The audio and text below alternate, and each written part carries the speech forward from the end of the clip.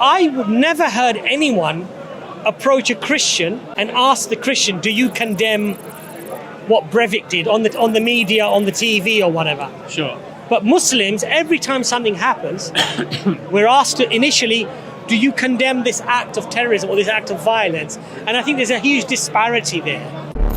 What defines me as a human being, my values, my morals, my outlook on life, the way I treat people. For me, everything of that doesn't come from Indian heritage, but comes from my Islamic values. There are inherent inequalities, and there are inherent, let's say, choices being made as to what type of free speech we will allow and what we will not allow. And what I'm saying to you is that just as there is some protection for the Jewish community, there should be some protection for the Christian community and for the Muslim community and people of religion. When the Germans first started with this type of rhetoric, as Professor Norman Finkelstein in a very interesting article wrote, that when those cartoons were being drawn about the Jews, people may have claimed that that was a freedom of speech and a freedom of expression, and that it wouldn't lead to something. Slippery slope. Slippery slope. But those cartoons had a very powerful impact. Tony, last time we had a discussion, just as we were leaving, so it was dark and we were hungry, we had to get ready for the food. Absolutely. So we had to cut it short. But I thought it was a good discussion because it was about Salman Rushdie. And would I be one of the people who would condemn basically what happened to Salman Rushdie? He was obviously attacked by what appears to be a madman with a knife, presumably trying to kill him. A horrible, violent act. And I think what I was trying to get at is that it's not really an appropriate question to ask people to condemn anything, because it has an underlying implication that the individual might not condemn it in the first place, i.e. they may be supportive of a criminal or a violent act. And what I was trying to get at was that the underlying assumption should be that I don't need to ask Tony if he condemns, maybe, supposing you were German. And I said, oh, Tony's from Germany, he's a German. And I said, Tony, do you condemn what Hitler did? And you'd say, I think quite rightly so. But why would you assume that I wouldn't? Why would you ask me that question? Sure. And so that's where I was sort of coming at, that I would offer you the respect and the courtesy to assume that Tony's a nice guy. And that, of course, he's going to condemn any illegal, violent act, and certainly genocide on a scale of what Hitler did. I wouldn't have to ask you the question. I would assume that of you anyway. But what I was trying to get at is that for Muslims especially, because when Breivik in Norway went and killed all those people, some 70, I think it was people, and he shot them and he killed them. He's a white Christian with a cross on his manifesto, with, I believe he had inscriptions of quotes of some of the crusades that happened. I've never heard anyone approach a Christian and ask the Christian, do you condemn what Breivik did on the media, on the TV or whatever? Sure. But Muslims, every time something happens, we're asked to initially, do you condemn this act of terrorism or this act of violence? And I think there's a huge disparity there. And I think that is also a problem. So one is the underlying assumption. The second one is the inequality of how the very question is asked to both parties, Muslims and non-Muslims. So what's your view on that, really? I'm trying to mull it over. I can understand why it might be a bit triggering. I hear you. for the record, I don't doubt for 1 minute your personal integrity or that you're a good guy or your moral position or anything. I can understand the social hypocrisy you might be talking about, that there seems to be a two-tier standard, double standard. I'd like to redress that if I could, but I can't, but I think you should be consistent. Nonetheless, I think it's slightly naive to argue that the question doesn't have a pertinence and a relevance. My intent in asking it was not to cast any aspersions on you personally, definitely, because as I said, I think No, you're a great guy. and I said to you from the start that I know you, Tony. Right. And quite frankly, you're one of the nicest, if not the nicest people here that I have a conversation with. Thank you, that's too much. Actually, no, I actually enjoy our conversations. Good. Because I think regardless of our disagreements on things, Yeah. I know it's coming from a good place. Thank you. And you, and this is what counts. Intent. Yeah, exactly. Intent. The niyyah, the intention. The intention is good. Exactly. So my intention in asking the question was simply that I understand we live in a society where a lot of people will be asking the question, is that behaviour indicative of the teaching of Islam? Yes? I don't think that's an unreasonable thing for them to think about, particularly in light of recent history. But you see, on that point, I don't have a problem with that point. Okay. So if I was on a, let's say I was on a radio station or a TV station, Yeah. and the presenter said to me, Abbas, you know, these people are claiming Yeah. that they're doing it in the name of the faith of Islam. And obviously we non-Muslims who've not studied Islam, we don't know any better, right? They might be, they might not be. Yeah. What is the Islamic stance on such and such matter? Right, this was the question that No, but I have no problem with that question. Oh, sorry, then I should have phrased it like that, because Right. the analogy you gave before was if I was German and the Nazis, yeah? Now that analogy, it's fine, I don't think you meant it disingenuously, but in that analogy, I get born German. It's not something I choose. Being Right. German is not an ideology. Yeah. Yeah? Whereas if I was blatantly a Nazi, I would have chosen to embrace an ideology. Yes. Insofar as you've chosen to embrace an ideology, and where I'm an outsider to that ideology to some extent, I'm asking the question, in ignorance, in good faith, was that action indicative of the prescriptions of your ideology as you understand your ideology? Yeah. And I'm asking the sincere hope you'll clarify for me that no, it's not. Yeah. Because that will heal a lot of relations. So and there are good. 2 points there. Number one, often, and I do hear this argument, and there are people who, they perpetuate this argument to somehow cause a differentiation between a race and a religion. And there is a difference. And they say, well, there are differences, and actually there are similarities, and actually some trump the other, and I'll explain to you what I mean by that.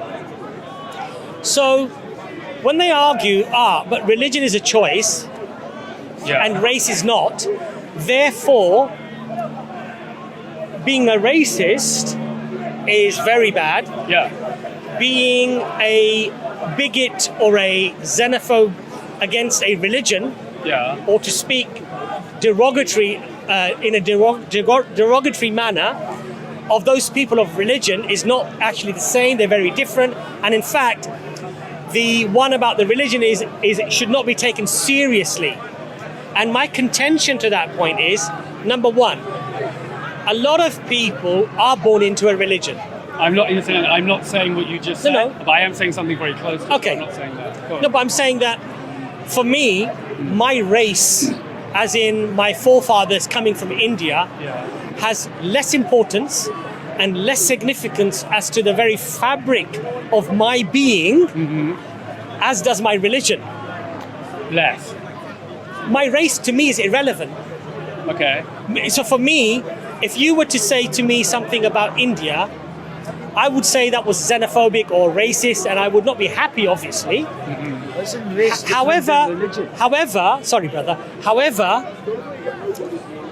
if you said something to me about my religion and my religious convictions, or about my Prophet Muhammad, peace be upon him, that would be far more hurtful, far more derogatory for me than about my race. And what I'm trying to say is, number one, who has the right Sorry, we're literally on camera. Sorry. Apologies. No worries. Nice to see you. Who has the right to say that we're going to hold race as a superior and more, let's say, a grounded form of identity than one's religious conviction? This is really interesting. Right? I didn't know the conversation was going to go this way. Right. This is interesting. Right? Because really, just because somebody tells me that they're going to segregate the two in a particular way, Yeah. often very arbitrarily, I don't have to accept their notion of value. No, you don't. But Right. presumably you'll be open to. So that's my first point. You'll be open to, a credible analysis Yeah, of the but argument. that's You fine. wouldn't go and just No, reject. no, of course, but that's fine.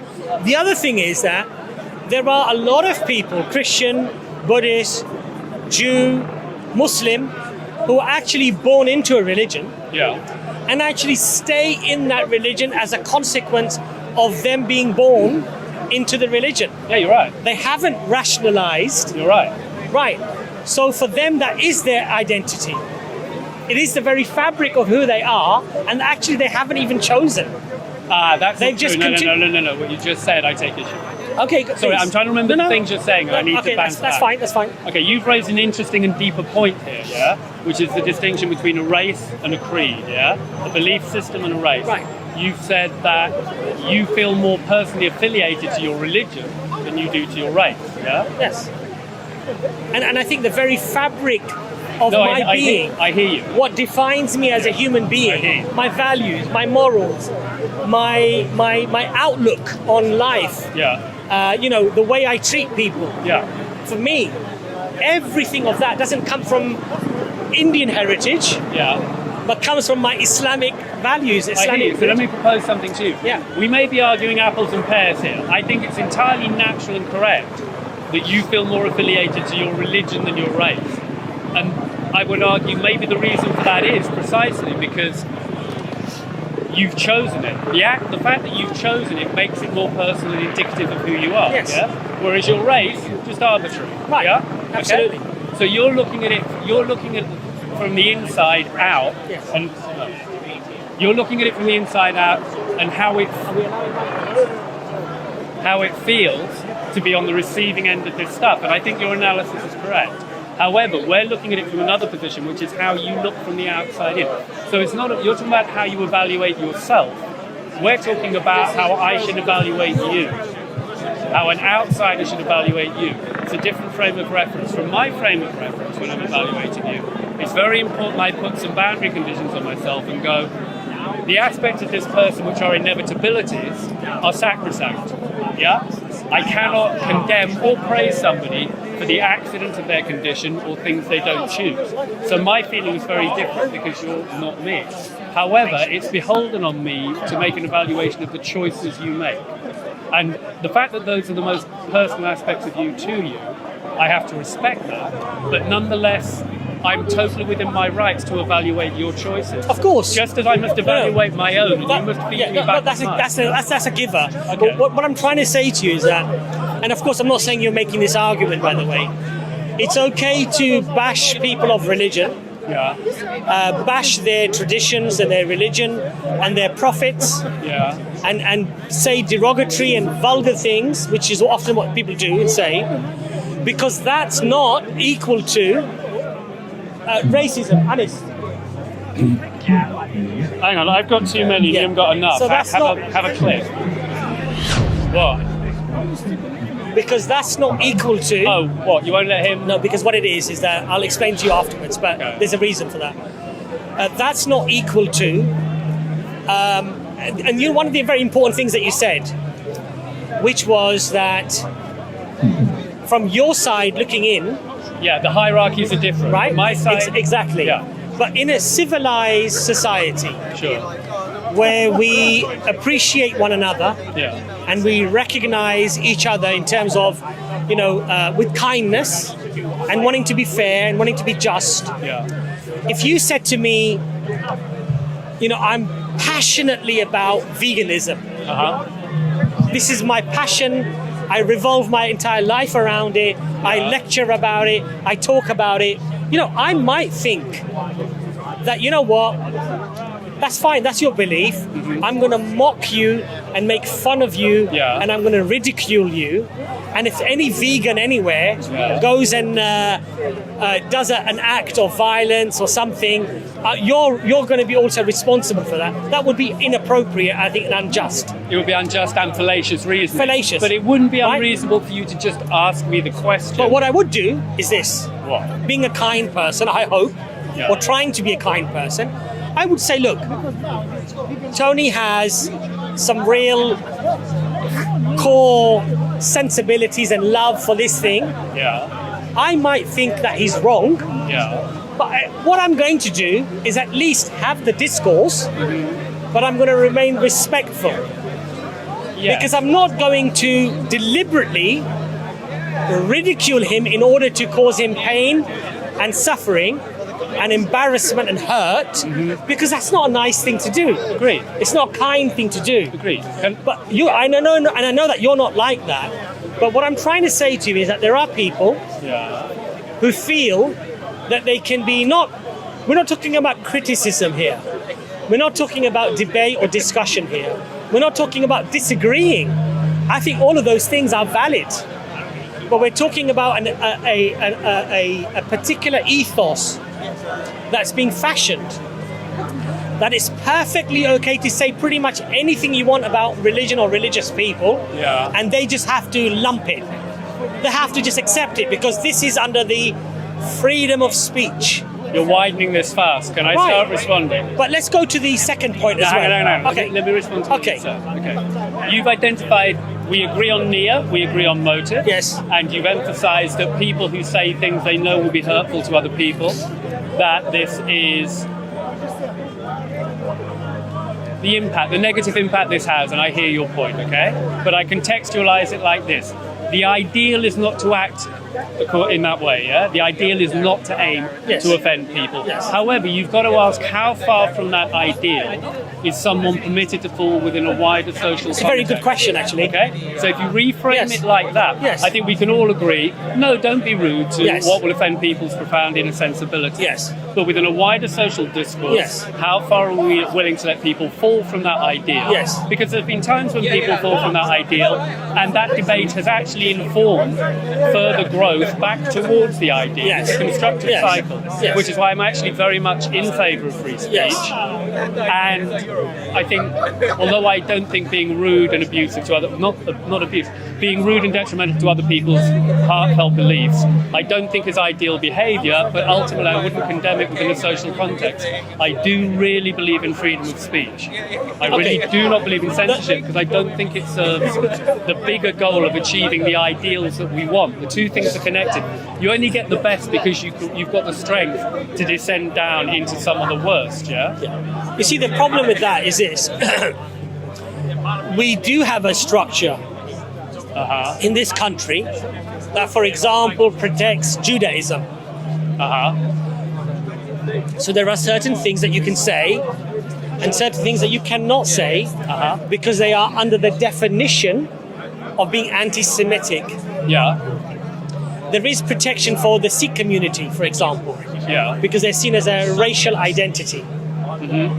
By the way, as the Jews are, even though all Jews are not Semitic, because you have Polish, Russian Jews, and they're not Semites. They're not from the descendants of necessarily from Abraham or Moses, for example. Right? I got a question. So the point is this, but I agree with you that those limits that we set mustn't stifle free speech.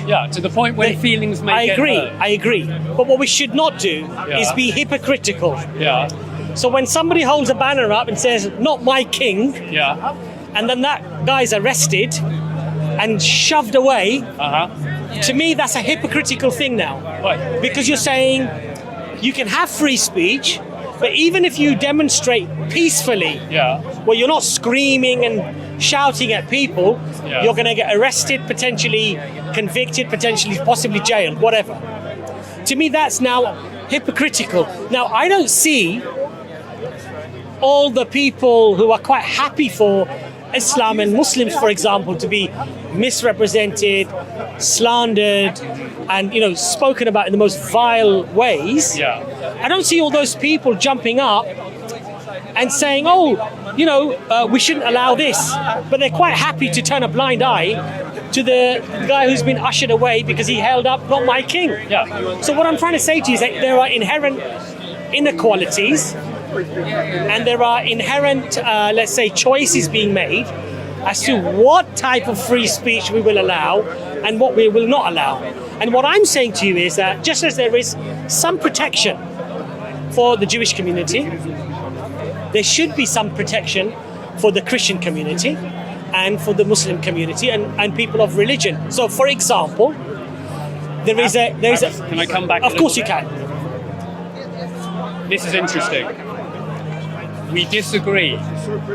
We've come up with different solutions to the same problem. The principle you pointed out, social hypocrisy.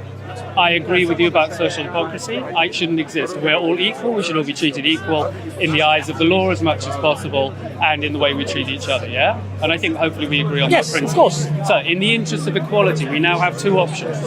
We can either equally censor each community in accordance with being sensitive to their feelings.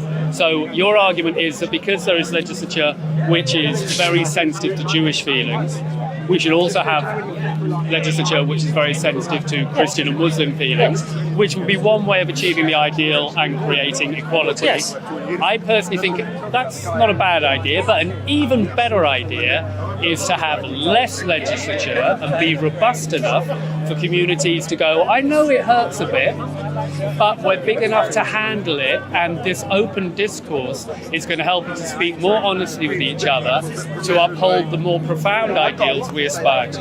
Yeah? That. So I think we need to toughen up a bit and be open. We can handle it. The problem with that, Tony, is this.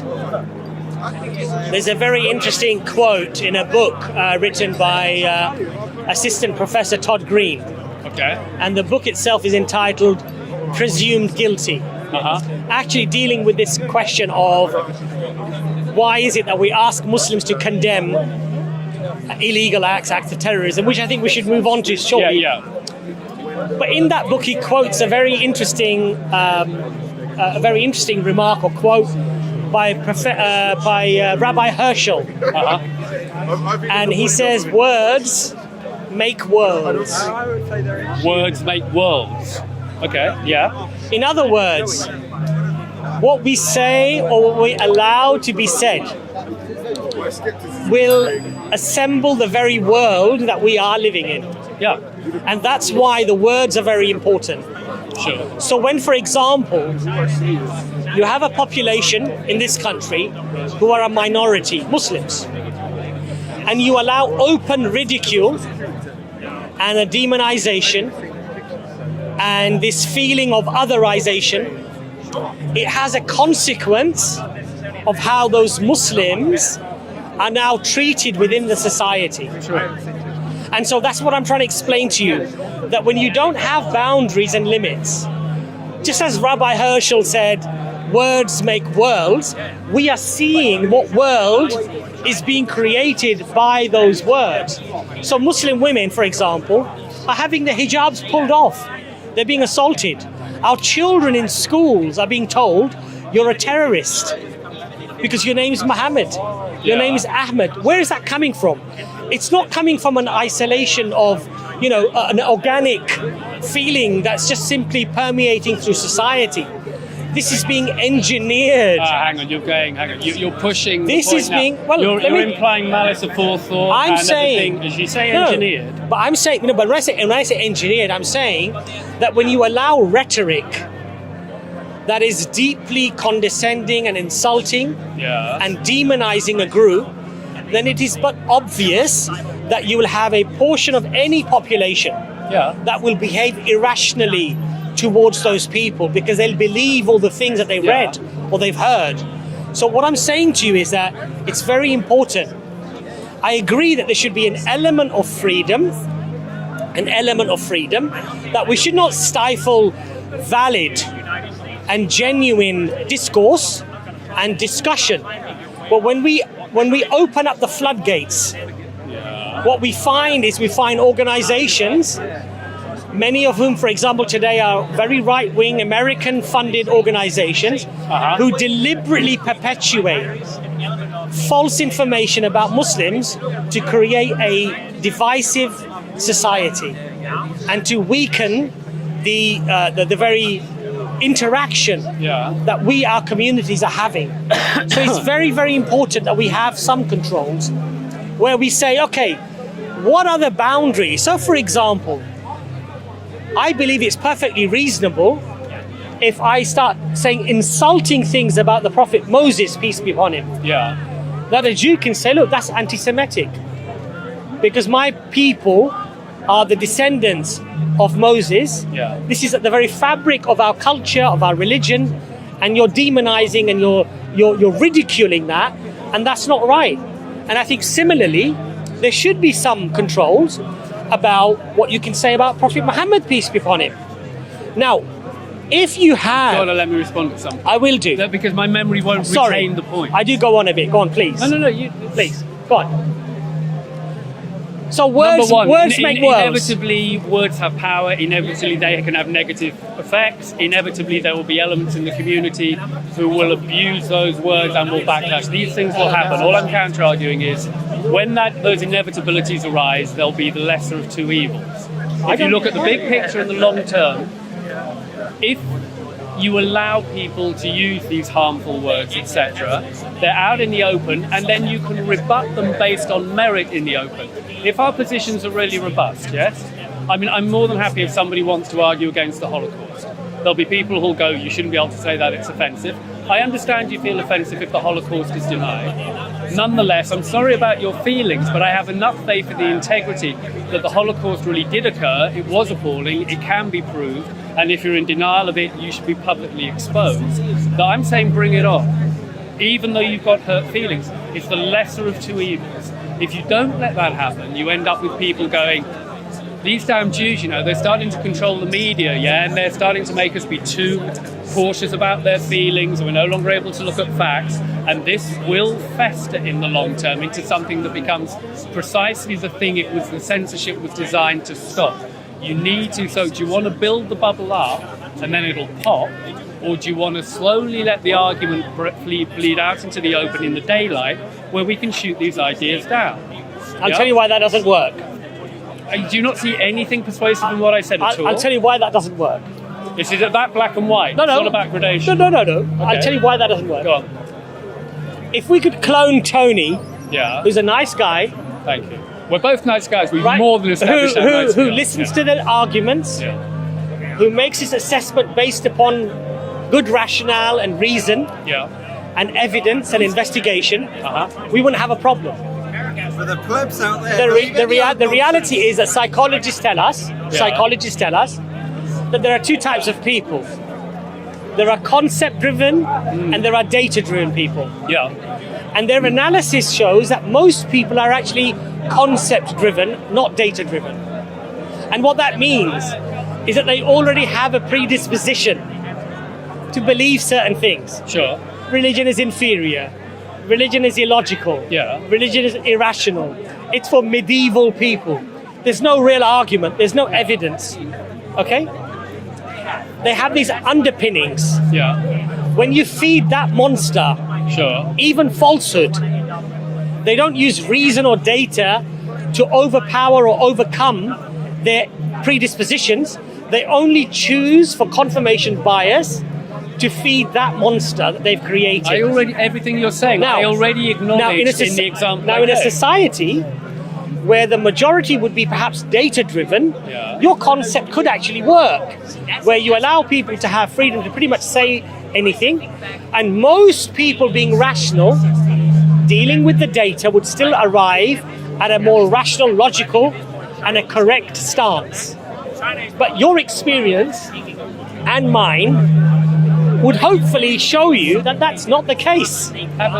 Most people don't. That was not the scenario I described. Okay. I clearly described, I agreed with your point that there will be a demographic of the population who will be precisely of the mindset you said, who will inevitably cause problems, it will hurt people, and it's bad news, But I contextualize that within a wider framework by going, it's the lesser of two evils. I understand that will happen. My answer to you is, to an extent, and I'm not trying to be condescending, have faith in the righteousness of our own position, and that in the light of day it can be argued and will win through against the darker forces you're describing. Don't hide from it. This is a form of hiding. It is a form of saying, I need a wall put between me and them because in some sense I'm too sensitive or not robust enough. But I have faith that I have sufficient robustness that I can tackle these arguments head on and win them on their own merit, point by point, and that creates overall the ideal and optimum environment that we aspire to. But first of all, the world is not full of Tonys. I already said I'm acknowledging the bad people. But the point is I never said they were full of Tonys. I understand. But I'm saying I'm one of the people who can fight the bad people you're talking about and win. I understand. The point I'm trying to make to you here is this. That first of all, you make a claim that it's the lesser of two evils. I believe. Right, exactly. It's an assumption you've made. It's a conclusion I've drawn based in good faith on reasonable evidence when I'm aiming for the good based on equality and self-consistency. I might be wrong, but there's a cogent argument for saying I would argue that I don't believe it is the lesser of two evils. Because I believe the damage it causes, because what you said is that you have faith in the future. I have faith that our ideals in the future, that people may align themselves to a more reasonable position about not hating or being derogatory towards, xenophobic towards Muslims. And I would argue that that's faith. You're thinking positively and good about people, but I think I'm being perhaps more realistic, where I'm saying that actually the world doesn't work like that, Tony. And this is what the Jewish community and many other historians, they said that when the Germans first started with this type of rhetoric, as Professor Norman Finkelstein in a very interesting article wrote, that when those cartoons were being drawn about the Jews, people may have claimed that that was a freedom of speech and a freedom of expression, and that it wouldn't lead to something slippery slope. Slippery slope. But those cartoons had a very powerful impact, and I'm not saying that they were the only or the singular or even perhaps most of what was created came from those cartoons. But nevertheless, they played a part in changing the perception of the people about a minority who were living in their country, and where it ended is the exact thing that what I believe that Rabbi Herschel was trying to get at, that words make worlds, that when we allow unfettered words to be spoken, it creates a world, and depending upon the words that are used, that's the world that you will end up with. And this notion that you have, Tony, that it's the lesser of two evils, I respect that it's your opinion, but it's just your opinion. Hang on, you're better than that. Please never use that argument. I wasn't saying it in a derogatory way. No, but that word just. Yeah. Okay? No, the conversation we're having is both our opinions. Yes, of course. Okay. Well, it's just my opinion as well. Okay, exactly. I'm not trying to trivialize it. No, because I'll upgrade our opinions. We have opinions. If we differ, if we believe there is absolute truth, and you and I both do, then if there's a conflict of opinion, one of us is probably more on point than the other. Maybe it's you, maybe it's me. But I wouldn't want to keep putting us both on the same playing field and going, it's just an opinion. We're trying to weigh the merits of these opinions. Of course. Now, maybe my lesser of two evils argument is wrong, but I'd like to see the logical and moral reasons to validate that. That's a good point, actually. Yeah? That's a good point. So we have some studies now that are showing since September 11, the Twin Tower attacks, there has been for example, analytically you can prove, there has been a disproportionate reporting of criminal activities that are committed by Muslims. And there is a disproportionate amount of articles and data that's been released about people who are non-Muslims. Now, this is having an effect, because what people are assuming is... Sorry, are you saying that the data on the data on crime has been distorted and misrepresented Yes. to overemphasize Muslim crime. Right. I can't comment on the validity of that data, okay? But let's assume for a minute you're right. Well, what I do is that, by all means, research what I'm telling you. Right. It's very easy to... It doesn't matter. Modally, we can cover it. Anyway. Assuming you're right, yes, I condemn it. So now there are some results from freedom of speech, because you could claim, well, this is their freedom of speech. They're saying what they want to say. No, hang on. Yeah, because... No, you could... No. Sorry. If your job is to report statistical data on crimes within a jurisdictional framework, that's no longer you sharing your personal I'm not saying statistical opinion. data. Oh, I'm saying the amount of references that are being made are disproportionate to Muslims. So, for example, if a Christian white person does a crime, his religion will not be mentioned in the article. Okay, so you're saying But there's a reporting bias to emphasize Muslims. So now what you could argue is, well, this is a free society with a free press who can report it however they want to report it. Yeah. But the result of that is it's giving people a skewed analysis. Confirmation bias. Right. I'll give you another example. I get it. You heard the headlines of 83% of paedophile gangs in Rotherham and in these places are Pakistani, Asian, Muslim men. Yeah. Right. Now, this was a report that was widely reported on the media, debated on radio, on television. Tommy Robinson and all that. Yeah. What makes their culture, what makes their religion want to behave in this way? Yeah. That was the assertion. Now, did you know that paedophile rings is another definition of paedophilia? Yeah. It's a different organizational, concept. Happens to be 100% white. I don't know how I don't know. Right. How so 100% accurate of the data you're giving me is. I'm giving you the data, but you can always check me out, right? If you want me to respond on the data you're giving me, let's do it on the basis look at the works of Ella correct. Cockbain. Okay, but Professor Ella Cockbain. Abbas, just for a second, let me try and take the reins.